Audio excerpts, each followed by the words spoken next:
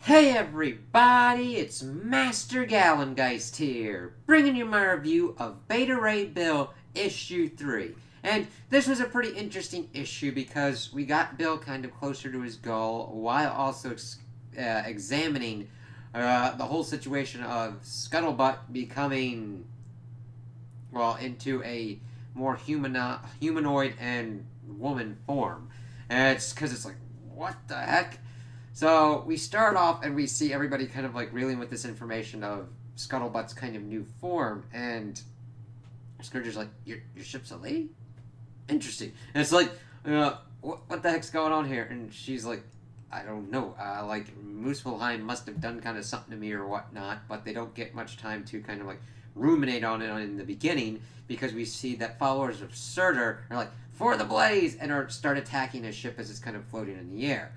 Thing is, the followers are able to get off a pretty good shot at it, as like Bill is also telling Scourge and Pip to go man the guns because they have to be held with manually because of course Scuttlebutt has gone through this kind of like giant transformation and the sensors and everything, and doing anything automated is kind of out of the question at the moment.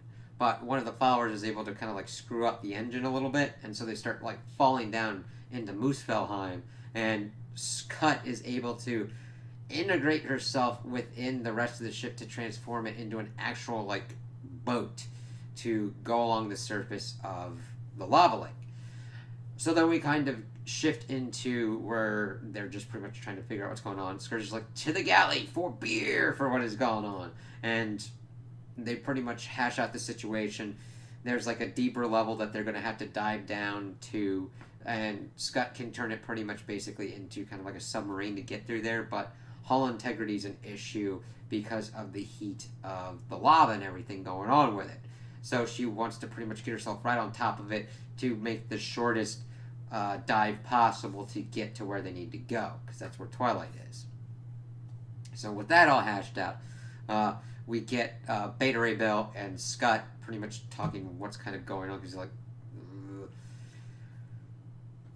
he's trying to figure out what's going on with him, and Scott's trying to figure out what's going on with her, and they're like, okay, I think I got a way to kind of do this, as they then play ping pong and do everything like that, because Beta Ray Bill's like, listen, I don't know how to really take this because most of my life you've been the ship and this like voice in the ether around me.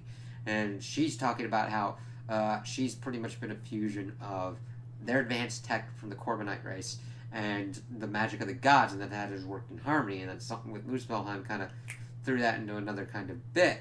And that she explains that there's like certain moments in time where everything kind of like clicks, the universe makes sense to you, and you're like, yes, and that those moments are kind of few and far between, but it just keeps kind of going on with this. And then she shows him that, like, what's been going on with you? You seem to have had a similar kind of thing, but it didn't seem to work out quite the same way. It's like he was very much aware of himself on Asgard. And she shows him, like, this room of everything that she's recorded for him, and then also says that that's not the only thing, and gives him this axe that's got like all these cool kind of tech things and everything, and it's a really nice axe. It's like, huh. Now I know that we've still got like two issues left of this kind of mini series, and that Bill's got to get to its conclusion. But I really hope that from what we've seen from this axe, that this potentially could be part of the final thing that Bill is given as his own kind of weapon, because it's really kind of cool that Scott pretty much broke herself apart and then presented the axe as like, wow, this is really kind of cool.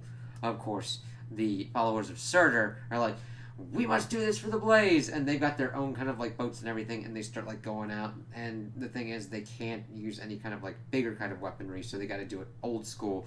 Scourge loaded to the teeth with guns and everything, and Bill going around using his axe pretty awesomely. It definitely ranks within the realm of weapons that would be welcomed in the Hall of Asgard, because of like how it can like fly and use thrusters, and it just like takes things like made something like get chopped in half pretty much making Scourge cry at the awesomeness of it.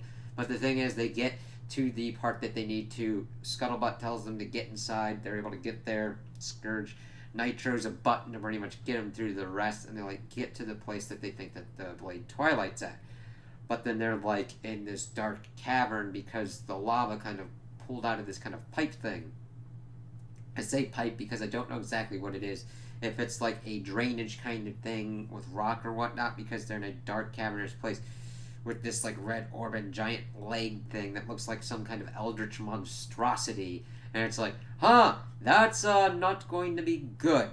So I liked in this issue that we dived into how Scuttlebutt's kind of dealing with her new situation, how she's attempting to show Bill that it's more what's inside of him, though granted, I understand that his form would make it difficult for physical intimacy.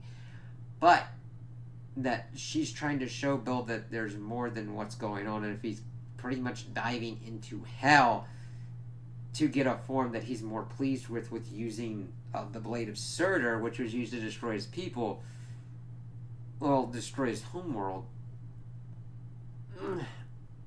there's going to be repercussions. It's definitely got everything of like a Faustian deal going on, though granted, the thing is, Bill needs to talk to people.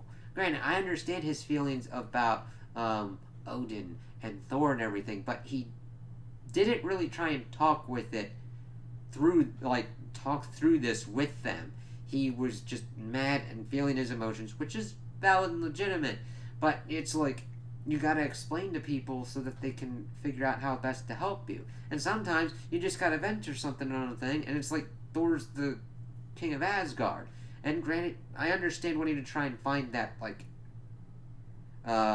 solution and answer yourself, but let's see, going into Muspelheim to use a sword that Surtur usually uses definitely isn't a good kind of thing to go for. Like, if the chips are down and you're trying to, like, fight an extra dimensional kind of monstrosity, and you kind of need the power and you're trying to figure out how to use it effectively, that's kind of a different situation. But it's kind of cool that they're delving into this. At first I was like, oh, okay. I was kind of iffy on it, but because it seemed more like in the beginning, it's like, oh, Bill's just pretty much trying to go on and get on a form so he can get laid. Alright, we'll kind of see how that goes on. But they're exploring it and having it a little bit more deeper of like Bill feeling vastly inferior to Thor and feeling like second rate. And I'm like, no, man. Asgard, the people like you because of you. Not that you're like, oh, the second Thor when the other Thor's not around. Even Thor acknowledges you as a brother. Even a brother in arms, that kind of dude. He'd go and die for you, pretty much.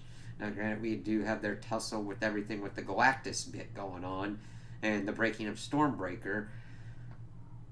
But he needs, like, sometimes you do need to talk to your people around you to figure out that kind of stuff. I mean, Scourge came back from Valhalla, and then granted, more for his own kind of selfish stuff, but he's trying to help his friend out. Pip's trying to help him as well, and trying to figure out everything going on with it. So I'm liking how we're diving into these different kind of things, and I can't wait to see how it's kind of balanced up of them fighting this eldritch monstrosity and figuring out more of how far Bill is going to be ready to go, or if he'll finally kind of like accept himself, and within that acceptance find another path to get to where he wants to go.